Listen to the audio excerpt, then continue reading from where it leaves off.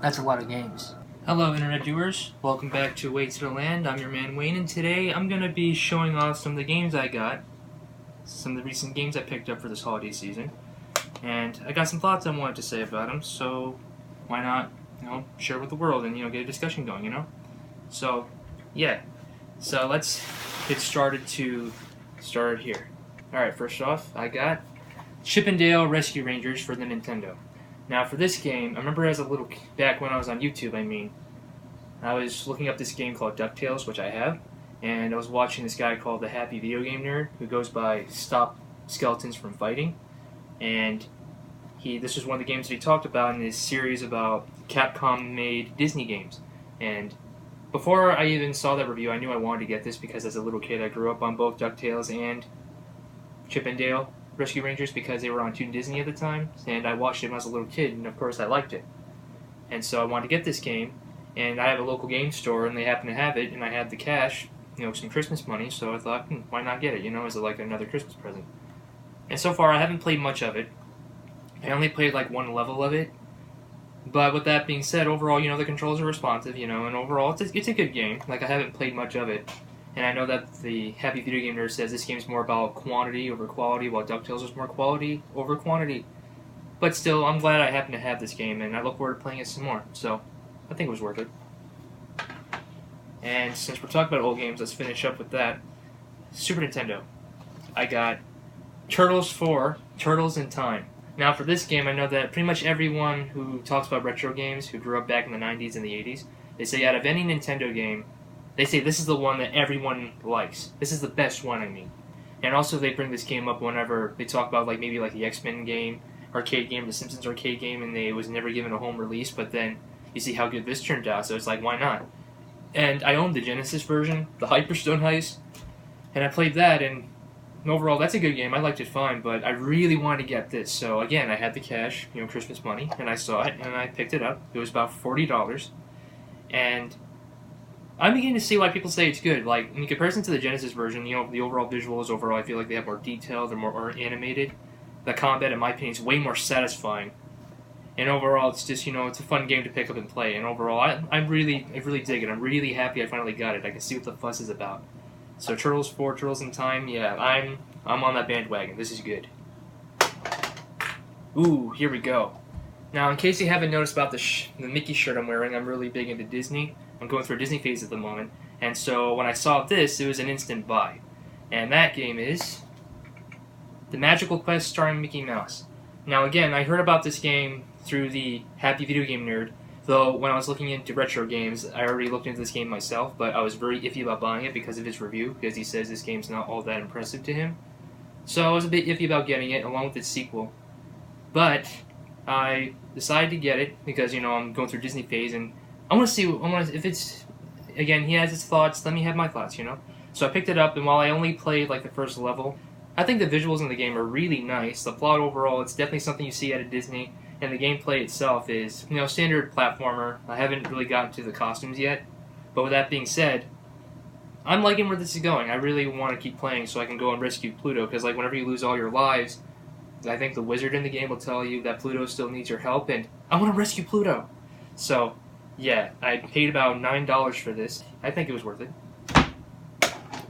And the last retro game I happen to have is The Great Circus Mystery starring Mickey and Minnie. Now, this is the title that we have here in North America, because I know that overseas it's called Magical Quest 2 starring Mickey and Minnie. I don't know much about the details, to be honest. But I learned about this through the Happy Video Game Nerds review. And this is the only game in the series to appear on the Genesis. And I thought about getting the Super Nintendo version, but again, at the local game store where I got the others, they happen to have this complete in the case. So, for $20. So I got it, and as you can see, it's got the game, it's got the manual. Super nice. And overall, while the cartridge itself is in pretty nice shape, I did notice that they have some black ink on there, but it's not a deal breaker. The overall label itself is nice and colorful and detailed. Whoever had this, besides the black ink, took really good care of this, so I'm really happy about that. And the manual is in here, so it's good. I really like video game manuals, and just going through the manual and looking at all the little it's like some little quips that they got going on and telling you how to play the game. And yeah, I love these things. I really should have taken better care of these when I was younger, but still, I'm really glad I happened to got this. And like the first game, overall, it's about the same, but this time you get to play as Minnie besides Mickey. And it's more of the same, you could say, but overall, that's not really a bad thing. Like, more Mickey, more Disney, sign me up. And even though this is the Genesis version of the Super Nintendo, I noticed that this game is a bit more smoother and faster. It runs a lot smoother than the Super Nintendo one. But overall, yeah, I think it was worth it too. It's a worthy follow-up. I look forward to the day I eventually get the third game. Okay, so that takes care of like the little retro titles I got. And let's work our way from the last gen to next gen. So I'm going to pull out the PS3 games I got, and we'll talk about those. So let me just move you guys down. Okay, one of the games I got, the Ico and Shadow of the Colossus HD collection.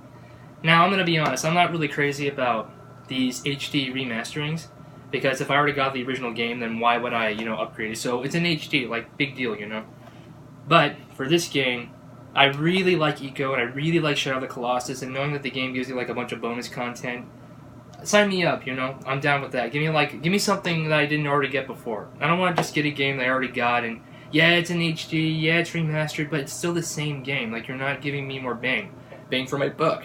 Excuse me. But if you give me something more for the money that I spent on it, like give me some extras or some new bells and whistles, or maybe fix some things or add some things, then it'll be worth it.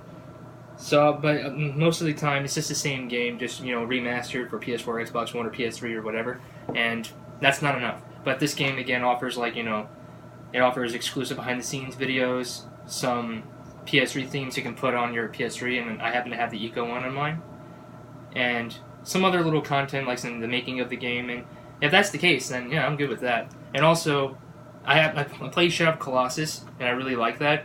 I play my PS2 but the thing is about this is that I play my PS2 over component cables, and Shadow of the Colossus works fine, but Ico, whenever I played it, the whole screen it goes green, and the screen just gets all pixelated and everything, and I thought that was weird because I was disappointed because I really liked Ico. I wanted to play it, but I can't, because I have to play it with the AV composite, but I don't want to do that. I don't want to keep switching every time I want to play it. So my only solution is to get this so I can play it on high definition on my TV, and it's definitely a step up. I haven't touched Shadow of the Colossus, to be honest. Again, this is first impressions, but I did play Ico, and overall it plays fine, and even though you can tell it's an old game, you can tell this is more about gameplay and story than it is about visuals, but the spectacle is really nice, and the storyline, some people say that there's no dialogue, so it's kind of hard, but storytelling is there's a lot of factors that go into it. There's a lot to it than, there's more than a few ways to tell a story. So I feel like the story here, you're supposed to project yourself as that kid, and you have to, take this girl and escape, like, this prison, because, the kid has horns growing out of his head, and I like it. I like it a lot, so, yeah, I'm glad I got it. And now these two, I think people might recognize these. Kingdom Hearts 1.5 to Kingdom Hearts 2.5 HD Remix. Okay, now I'm going to be honest. I'm not exactly the biggest Kingdom Hearts fan. I tried to play the original PlayStation 2 version when I first, when I got into it, because I was going through a Disney phase back when I was in high school, so I wanted to get these games. And I got the first game, and I liked where it was going at first, but when I got to the Little Mermaid level, I kid you not, I had no idea where to go. I had no idea what I was supposed to do. The game tells you it, but I would have liked it when you pause the game to gives you an objective, or gives you a map to show you where your objective is, because I was going through circles. Like, I'm not lying to you. I was going through circles. I was fighting the same Heartless over and over. What was I supposed to do? I don't know what to do. So eventually I gave up on it. I gave it away. And just recently, I got into Disney again, and considering that Kingdom Hearts 3 is going to be coming out, and, since, I'm not a 15, 16-year-old kid anymore, I'm over 20, and so I'm like, you know what, I'll give it another chance on PS3, and so I've got both of these, and while I haven't really, I played a little bit of this, but I played this, and I'm still on the island with Sora, Kiari, and I'm sorry, I forgot his other name. I forgot the bad guy's name. His friend who turns bad, I forgot. But, I'm still on the island, and overall, I'm not as hard on this game now. I haven't played much of it. I haven't gotten to the part when you meet up with Donald and Goofy, but I'll stick with this game until the end. I'm gonna stick with it because I understand that you just gotta adjust to how you play this game. So I'll deal with it. I'll give it another chance, and then I'll play Rechain of Memories. And I understand. I think it's a kind of disappointing that the DS games, whether it be Kingdom Hearts 358/2 Days, I'm sorry if I butchered that. I don't know how to pronounce it. I'm sorry. And Kingdom Hearts Recoded, like I know those are DS games. It's disappointing if they didn't include it, but again, I guess because it's on DS, we can't play it. But it's okay. Like we got the cutscenes. It's fine. So this one, I'll be playing with that. And for Kingdom Hearts 2, now I never played it on PS2, but I did play it here, and I can honestly say in comparison to the first one, in comparison to the first one, Kingdom Hearts 2 overall, I feel like it's a little bit better, because overall it definitely fixed all the issues I had. The camera was fixed, and you pause it, and you go into Roxas's journal. He gives you an objective to let you know what you're supposed to do, which is great. I'm really glad they did that, because when I was playing the first game, the character will give you an objective, but you can never find out what that objective is. And when you talk to the characters again, they don't say anything to help you. They just say a bunch of, nonsense. But this game, whenever you don't know what to do, pause the screen, tell you what you got to do. When you have to go to a different area for whatever reason, yeah, you're on your own. But I'm glad that the game at least tells you what you're supposed to do at that point. So that I appreciate. So I haven't played Birth by Sleep yet, but overall, I'll get back to it once I beat the first one. So I'm glad I got this so I can experience it again. So that's PS3. Now we can go to the Wii U games. First Wii U game up is Wonderful 101, or whatever. Now I remember hearing about this game back when it first came out. Now when I first heard about it, I think it got some good reviews, some mixed reviews, a little bit too chaotic or whatever. But when I was watching Middle Jesus and during his Wii U buying guide, this was one of the games that him and Kelsey recommended, and I wanted to get it. And overall, I feel like it was worth it. Like I only played like the first level, but I had a lot of fun with it. Like the visuals are pretty simple, but they're very bright and flashy and shiny. And the game is also very wacky and goofy. And you're a bunch of superheroes, like over 100 superheroes, and you band together to create you see a fist here, but you can turn it like a sword or a hammer or anything else, and you just fight against enemies. And it's a lot of fun. And the visuals are very bright, colorful, and flashy. It's great. I really dig it. And yeah, and I like that it gives you the option not only to use the gamepad, but the Wii U Pro controller, which I also bought. And you can use like the Wii remote and the classic controller. And overall, yeah, I got this for $10, and yeah, it was worth it, I think. Next up, Batman Arkham Origins. Now, I understand that. Wait, now this game I know that it wasn't made by Warner Brothers. No, it wasn't made by Rocksteady. It was made by Warner Brothers Montreal, and. Now I only played like the first level of this game to make sure that it worked, and I used the Wii U Pro controller on it. And overall, for a game that wasn't made by Rocksteady, it's a pretty good recreation of that. Like it definitely, like if you came back from Batman Arkham Asylum and Batman Arkham City, this game is basically, just more of the same. But since it's not made by the same people, it's kind of impressive that they managed to recreate everything before, and while still giving it its own look and feel, which I like. But still, it's the controls and everything, the gameplay at its core, it's the same, but that's not a bad thing. And I know that Kevin Conroy and Mark Hamill, they're not voicing their respective characters in this game. And the new voices aren't that bad, but I think Kevin Conroy is a better Batman. Nothing against the guy who voiced him. And I will say that Troy Baker, who voices the Joker, he's not a bad Joker. Like, he's a suitable replacement, but no one could ever take the place of Mark Hamill. But nothing against the actors, and overall for the gameplay itself, it's more of the same, and overall the storyline and everything, from what I've seen, it's another engaging Batman story. Like, I'm not the biggest Batman fan, but I do really enjoy the stories, and it makes me, want to keep playing, so. And also I know that the Wii U version, compared to the PS3 and 360 versions, this one has like a better frame rate, but even then it still kind of chugs up a bit. But it never chugs up so much that it's never unplayable, and I understand that this game doesn't really have, like, some bonus content like DLC, even though it says so, but I heard that this game doesn't really get the bonus content that the 360 and PS3 versions get, but that's okay, that's alright. I wasn't expecting much from it, and overall, this game it's good. I look forward to playing it. Now this game, Nintendo Land. Now when I first bought my Wii U, which I bought for Christmas with the money that I got along with for these games, now this game I wanted to get, but the first copy that I got of this game, it didn't work. And so, yeah, I took it back, and I went to GameStop and I picked up a new copy because the store I went to didn't have it, and I bought it. And fortunately, this game works. Now, like with the other games, again, I haven't played it much because I got so many games and I want to try them all. So I don't really play it for too long unless otherwise. I just play like the first level and that's it. And then I move on to the next game and give that a try, and then later on I'll have to choose because it's pretty overwhelming to have all these different games, and it's just so much to do, so little time, but so much fun though. But with that being said, for Nintendo Land, knowing that this game is basically, this is to the Wii U as Nintendo Wii Sports is to the Wii.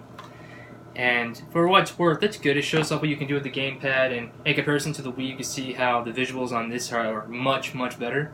The visuals are a lot more shinier and colorful, and it's a very visually pleasing game to the eye, even though the designs are pretty simple, again. But it's a very pretty looking game, I think. And yeah, it's more classic Nintendo, and it shows off what the gamepad can do and everything, and overall it's fun. I only played, the Shuriken game, that was it, but I look forward to picking up again and trying out the other games, so yeah, I'm glad I got that. Yeah, now notice that you can see that this is not in a regular case. That's because when I bought the Wii U from the local game store, this game was left inside the console, and I guess you could say the previous owner must have left it there, and they just took it and they just left it there because they didn't know it was there. And then when I bought it, because the Wii U I had has Mario Kart 8 already installed in it, and when I saw this, I'm like, is this another game installed in there? But no, I pushed the eject button and out came this. This was another game, New Super Mario Wii U plus New Super Luigi U. Now that is pretty cool. I got an extra game. I didn't get it with the case, but for a game that I got for free, I can't really complain. And it works just fine, and I liked Super Mario Bros. Wii, and so this is more of the same. It looks a little bit better than the first, while not really being a big step forward, but with that being said, it's still fun. So I'm glad I got that for free, yeah.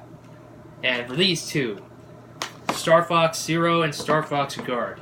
Now, for these two games, remember before I even got a Wii U, I bought this. This was around the time when Toys R Us was,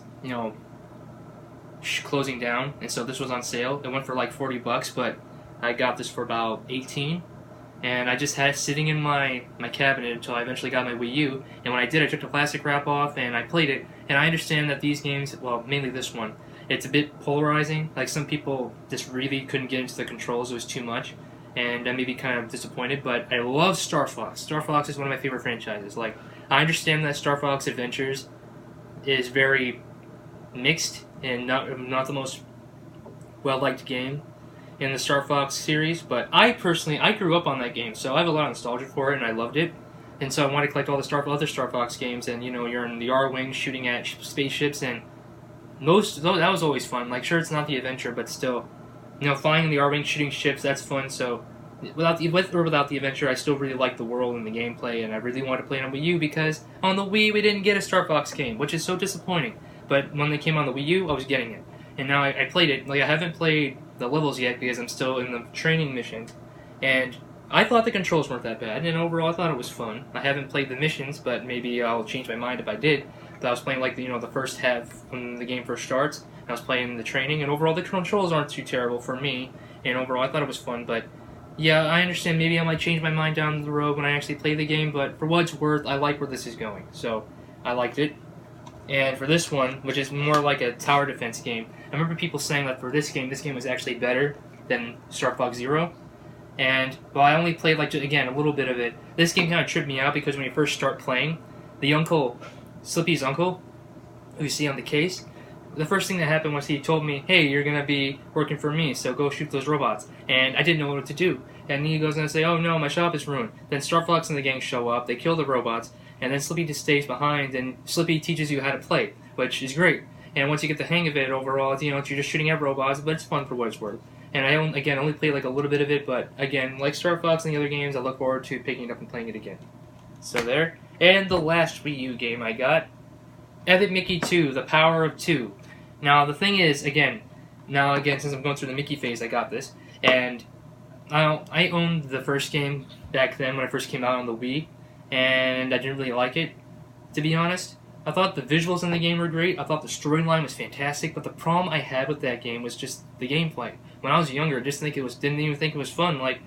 You got enemies, and you gotta spray them with paint or thinner. If you spray them with paint, they become good. You spray them with thinner, they dissolve. and you can use your spin attack to knock them back, but it's just, I just thought, that's not fun when I was younger. And the platforming, I thought I could use some more polish, and overall, I just didn't think it was that fun. But, now that I'm older, I gave this and the first one a try again, because I also rebought the first one, which we'll get into in a moment. And, well, I'll talk about the first one, but for the second one, overall, I understand that it's inferior to the first one in terms of plot, because it's a lot more lighthearted. But still, I thought the plot that was in the game, again, I haven't only played like a little bit of the first one. I didn't think the storyline was uninteresting, because I know that I'm still going to keep playing it. And the fact that this game has voice acting is great. I'm glad there's voice acting in this game. Because one of the things I didn't like about the first one is that there's no voice acting. It's always grunts. And we know these characters, we hear them talk. So it's like, why are they grunting all the time? It's like, why? Why are they grunting? I want to hear them talk. It makes the game so lifeless without it. That's how I felt. And now that the characters are talking, I feel the game has much more life in it, which is something I really like. It doesn't feel like I'm playing a dead puppet. But yeah, again, I only played just a little bit of it. I go on through the part when we're in that castle, trying to escape the castle with Mickey and Oswald, and now we're inside the town, like Main Street. That's where I'm at the moment. And yeah, it's a bit disappointing that you can't use a Wii remote and nunchuck. I think for the main first player, you have to use the gamepad, from my understanding. But I don't think it's that bad. It's not unplayable. It's still fine, you know. So that's my dad. And so, yeah, overall, I think it was worth it. I'm glad I got it again. So that's my Wii U games. Now we can go on to... I got a little bit of each for just a couple of consoles here. We'll get to the Xbox One last. So let's start off with Yakuza Kwami. Now this I got from GameStop for $20, Steelbook Edition. Now I could have gotten this back when I was in Target for $20, but when I saw that they were selling this, for, you know, $20, the same price that you could have gotten it elsewhere, I was like, ooh, yeah, sign me up. I'm gonna be really honest. I really wanted to play this game back then. I really wanted to play it, but I guess it just slipped me by and I never got it, because now I know that some of the games are really expensive. But I'm really happy that the original, the developers who made this game, I think Sega made this? Maybe. I'm not sure. I don't know the details. But I'm really glad they're remaking it and redoing everything and putting it on the PS4, which I think is fantastic, because now I can play it, but now I can play a better version of that. And again, I only played like a little bit of it, but I'm getting to see why people like it, with the storyline and the combat, the really brutal fist fights, which is super mad satisfying. And the game also tends to be a little silly. Like, there's a moment in the game where you have to buy a ring for this girl. I think her name is Yumi. And some guy steals it from you. You try to find him, and he's really bad at hiding because he hides in plain sight. You try to get him, but he runs away. You catch up with him, you beat him up, and he tells you that he took it to the pawn shop, and he used the money that he got from the pawn shop to buy some lottery tickets. And so you go to the pawn shop, and the guy's like, no, I'm not going to sell it to you. Kazama, the guy you play as, explains to him, hey, that's mine. And he says, I hear this story all the time. If you want it, you're going to have to buy it off me. So he's all out of cash because he spent the money on the ring. He finds his friend. His friend gives him money that he could borrow. The price is raised when he goes back. He goes back to the friend, gets more money. He goes back, and finally the shopkeeper comes to his senses and realizes, yes, this belongs to you. The details you gave me are correct, so the ring is yours. If I was caught stealing, then I would be in trouble with the law. This game is so silly, yet the storyline is so engaging, and the combat is solid, and overall, I'm really happy I finally got to experience it. Again, I only played the first half, but I like it. I like where this is going. Now we go to PS2. Firefighter FD18. Now this is another game I saw from Metal Jesus on his PS2 Gems video, and now I never thought that a game about being a firefighter would all be that interesting, because I played real life firefighters for the Wii, and I didn't really like that game all that much. But for this game, I heard it was good, so I picked it up.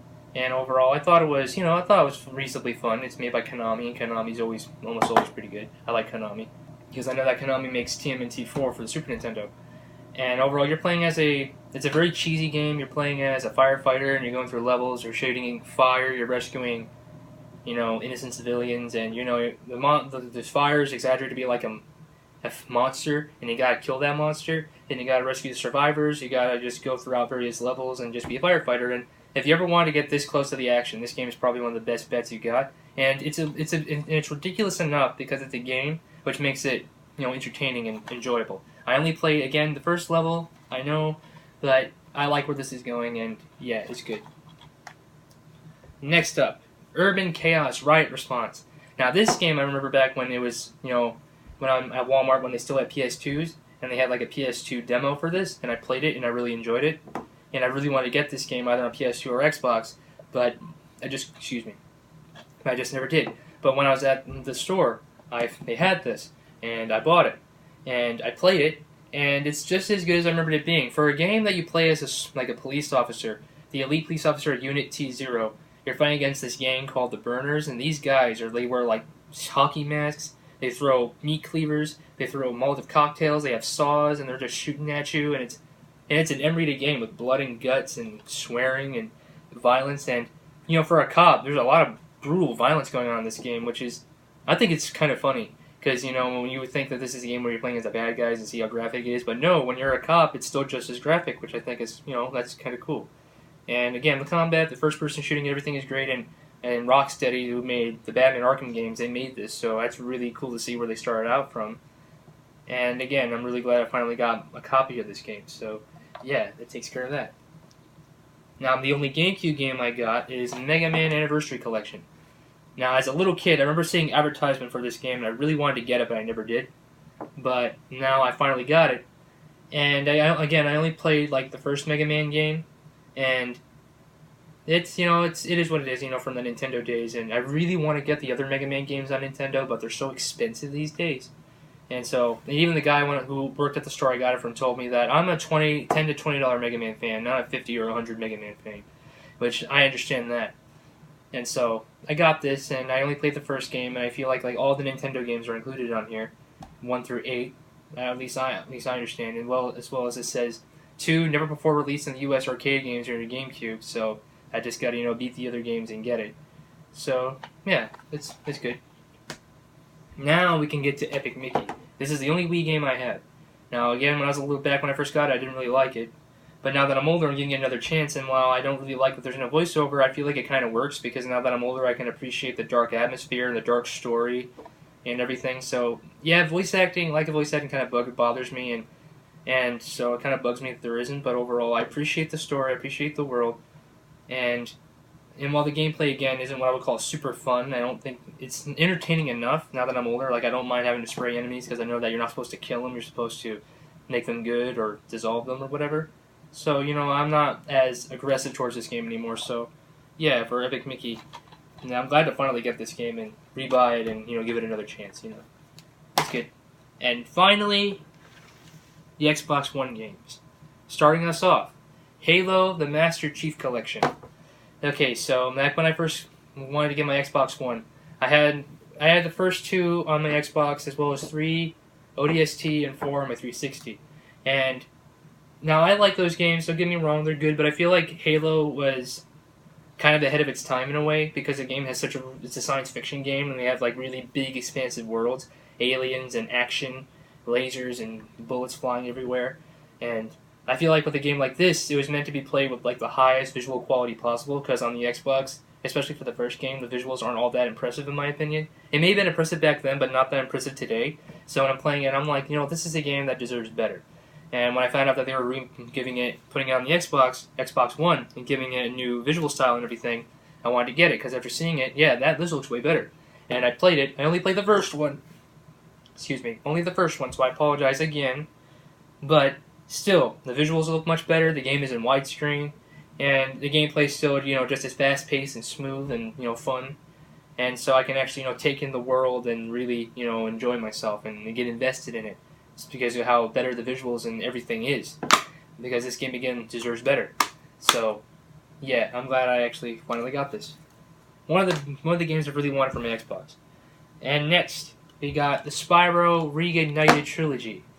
Now, the thing about Spyro is that I really wanted to get these games. I really wanted to get these games on the PlayStation, because I played Spyro Return of the Dragonfly, Spyro Enter the Dragonfly, and Spyro A Hero's Tale on my GameCube.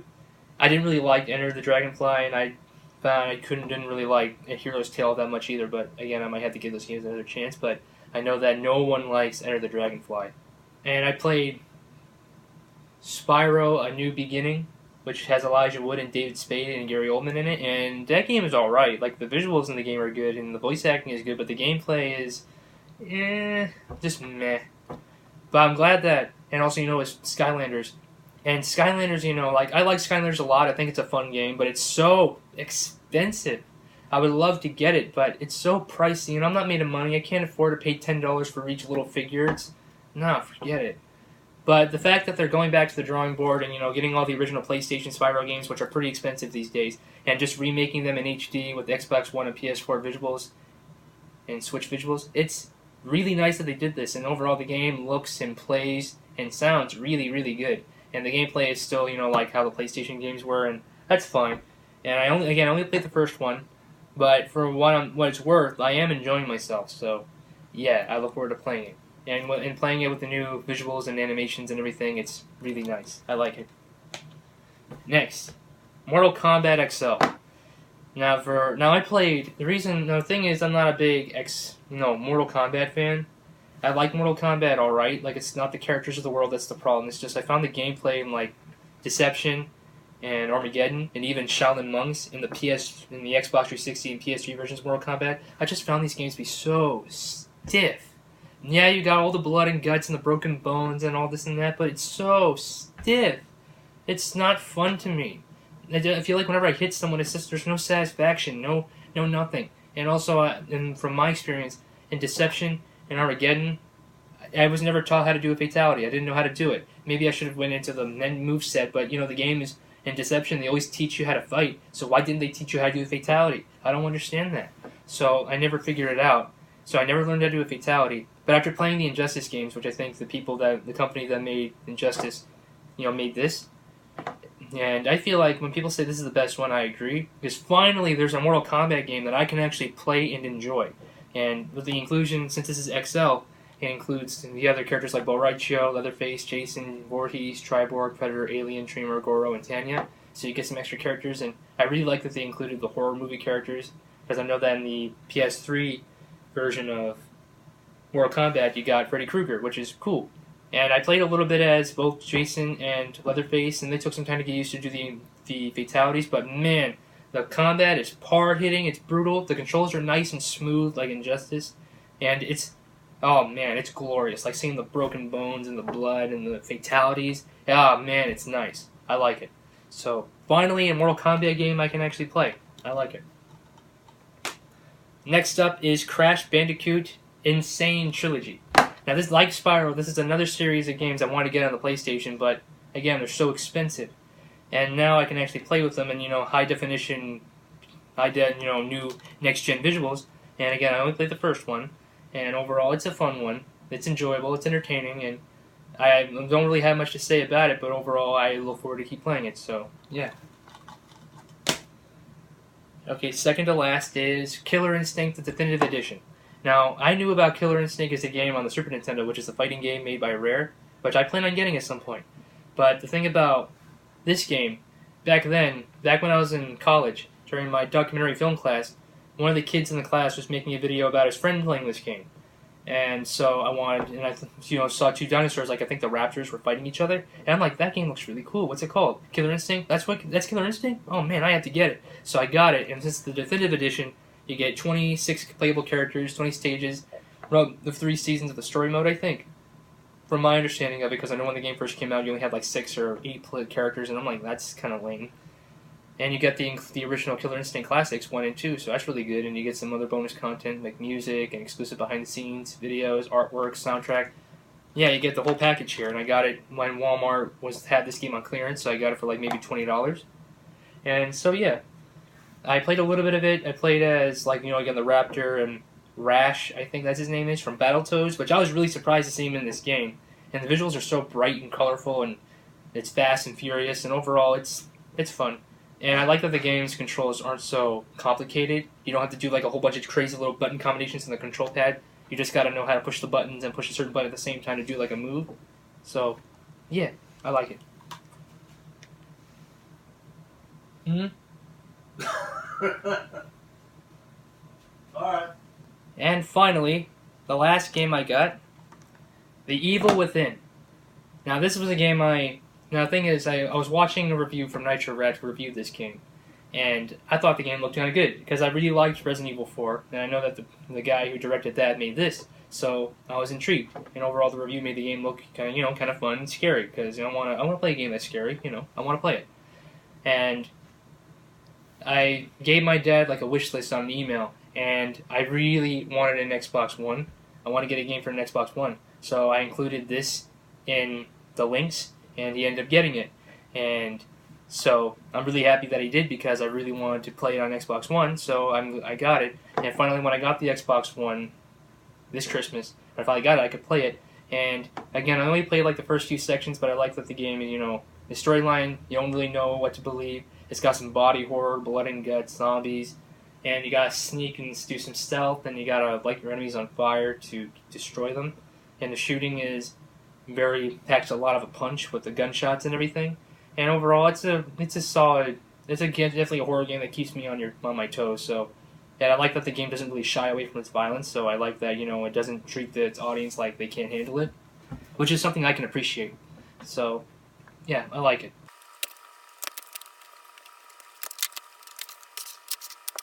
So, there you have it. Those are my recent game pickups that I got for the holidays.